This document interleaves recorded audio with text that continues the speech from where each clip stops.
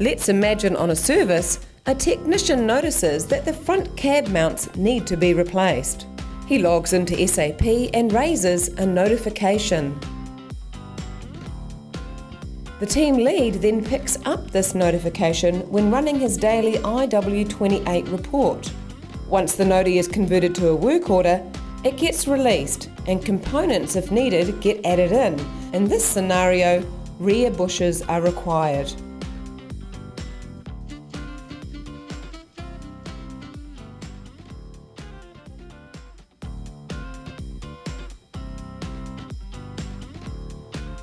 Now if we click on this little button here, we can see the statuses. The statuses we use for fleet when planning are INPR, which stands for in process, and this status automatically changes in the system once you have released your work order. WCND, waiting for condition, and WMTL, waiting for material. So in this particular scenario, we are waiting on bushes to arrive into store. So we will select WMTL to let us know that this work order is awaiting parts before we can book the truck off the road to do the work. Once the materials have arrived into store, the status then changes from INPR WMTL to INPR WCND. Whilst the work order is in this status, we know it needs to be booked off the road with transport. So the condition that we are waiting for is for the truck to be booked off the road. Once the truck has been booked to come into our workshop, we can then change the status to a straight INPR. In process lets anyone know who's running the IW28 report that work has been scheduled and is either being worked on or about to be worked on. All the parts are in store and it's booked in, ready to go. Now of course, if the job didn't require any materials, if it was just something to be tightened or checked, then it would skip WMTL and go straight to waiting for condition. But what if the job is a PMUN and needs work done on it straight away? If it's a PMUN, we don't use the statuses because the guys are, usually a PMUN is the guys are fixing that truck then and there. They've got the parts, they've fitted them, that work order is done straight away, the parts are loaded and then it's returned. You're not planning anything on it, it's just one of those jobs that get done on the day. Thanks, Owen. Okay, stand by. Owen has some tips and tricks, and as you can see from the look on his face, this is a serious matter. If I wanted to change these ones here, which are in waiting for condition, and I wanted to change the whole lot of them,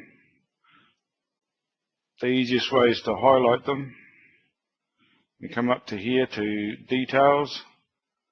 If you click that, it'll open the first work order you've highlighted. Then you can go to statuses, change it to whichever status at this stage. Yeah, you can get rid of that, and then save, and it'll go to the next one, and you can go through the whole lot fairly quickly, and it's quicker than opening up each individual work order and going to the next one. It's just straight away. It'll only show the ones that you've highlighted.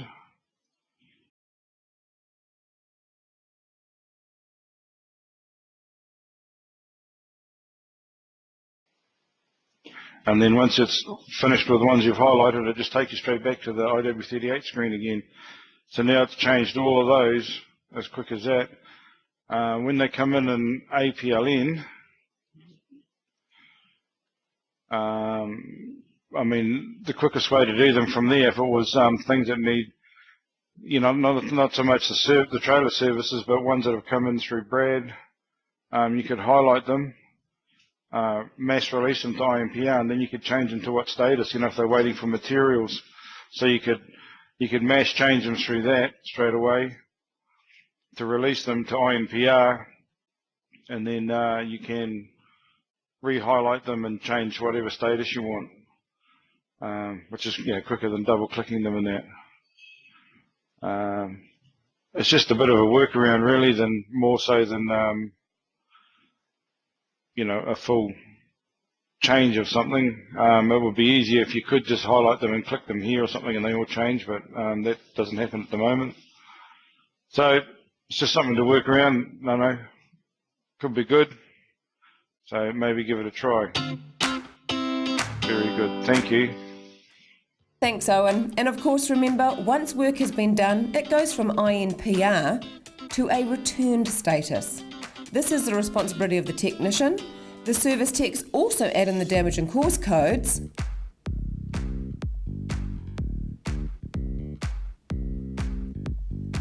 And any additional text in the long description on what work has been done.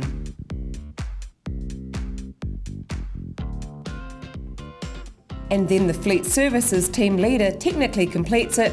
In short, we call this techoing, by clicking on this little checkered flag here in the work order.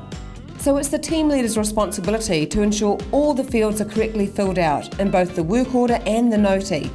Time has been data entered against it, and when you are happy with the quality of the document, you can technically complete the work order and tick this little box here to also complete the notey at the same time.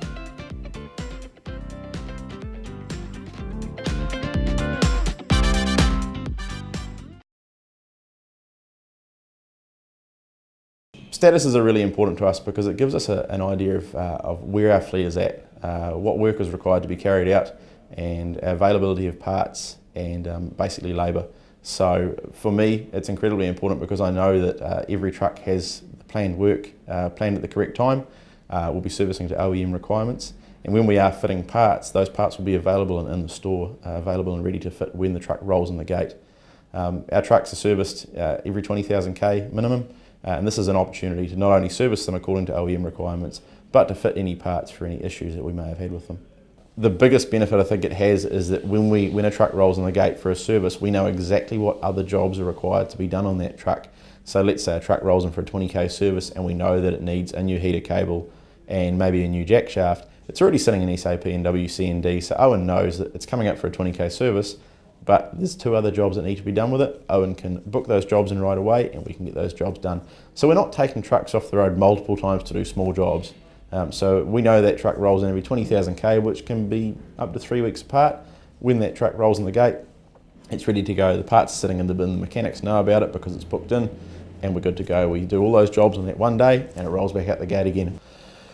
So if we don't use statuses, if we were to completely ignore them, then we'd have to drill down into every individual work order to find out where the parts had arrived, whether the work had actually been done, and if we brought the truck in, we may actually miss something that needed doing. So for instance, if we do bring a truck in for a 20K service and we didn't know that we needed to do the jack shaft or maybe the new mirror, we would maybe do the service and we'd send it back on its way.